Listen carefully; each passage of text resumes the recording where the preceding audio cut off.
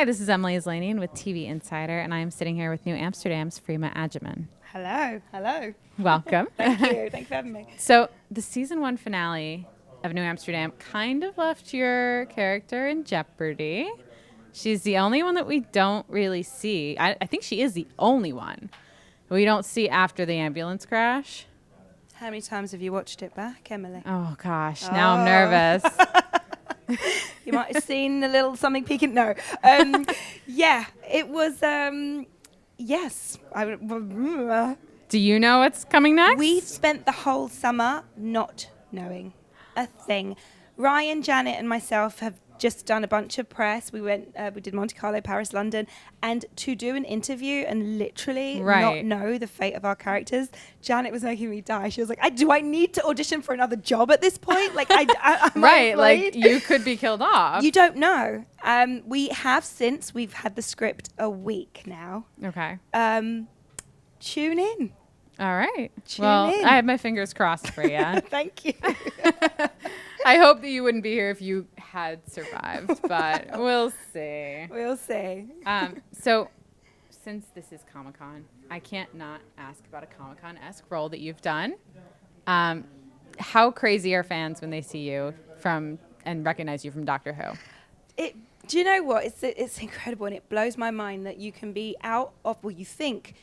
This was my misconception when I finished the show and I went straight on to Law and Order, which I did for 3 years, which is a very non-science fiction based show, very real and gritty. And I just felt, people saying to me, have you ever done the conventions? And I said, no, because I feel like the time or the opportunity to have done that has passed.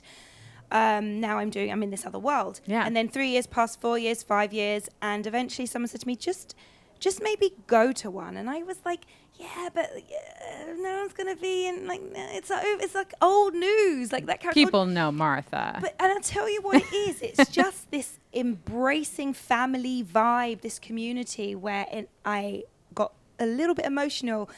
And even now, being 11, 12 years out of that world, and still people embrace you like you just left it 5 minutes ago. It's been over a decade. I've been long gone. But people don't forget, and they also support you in your new roles as well, which is, it's unreal. Now, how similar would you say Dr. Helen Sharpe is to Martha?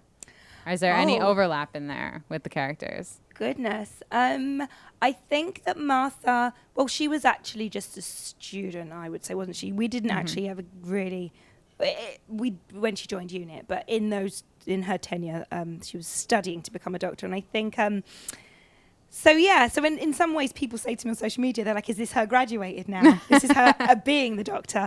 I feel like Martha was very much a caretaker. She was very much there for her whole family, and I feel like her life was on track and it was sorted, and when the doctor came along it almost felt a little bit like an interruption on her life, rather than like what we'd just seen with Rose, where she was a bit lost maybe on looking for some adventure, and he came along.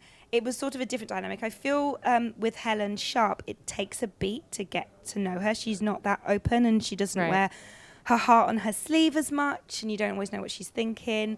But I like that too. I liked playing Martha because we share similar energy levels, I think, and similarly I like playing Helen Sharpe because we really don't, and peeling back those layers and trying to work out who she is also fun as a creative and as an artist to try and feel somebody else's skin. Definitely. Now, I want to change it up for the rest of the interview. We have a fishbowl here. We have a fishbowl here. With some interesting questions. Okay. Do you want me to pick, or do you want to pick the question? You go for it. Okay. Let's see what we got. Is it like a truth or dare? No. to like eat 5 cookies or take your clothes off. Well, now I have to write that on one of these. Oh, this is actually probably one of my favorites. I don't know if you're going to be game for this, but sing a line from your favorite song. Sing a line from my favorite song. Oh. I know. Even picking your favorite song is a lot of pressure. Suddenly, your world goes. Suddenly, all songs are dismissed from your brain.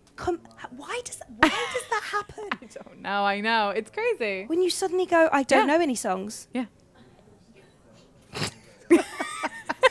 Somebody quick. I'm gonna swing from the chandelier.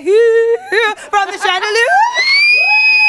Yes, that was a very ambitious choice. I love that. It's only up from here. That's amazing. All right. Did you want to pick the next one? Okay. Oh, Yes. Lord. I mean, I picked a winner right there, but Okay. This one says, tell us one thing that might drive the show's fandom crazy. The show New now, Amsterdam, New yeah. Amsterdam's fandom crazy. One thing. It might not be what you think. ooh, very vague. Very vague. Things are relative, so maybe, yeah. No, I'm not going to say anything else. I just can't. Sorry, that was rubbish. I'm going to sing another verse from Chandelier. That's going to say anything. I loved that. That was my favorite thing. Thank you. Thank you very much, Yes, Emily. thank you Cheers. so much. Catch New Amsterdam this fall on NBC. Right? It's back this fall? Tune in. Yes. Things are relative. Things are relative. That's the pull quote right there. Yeah.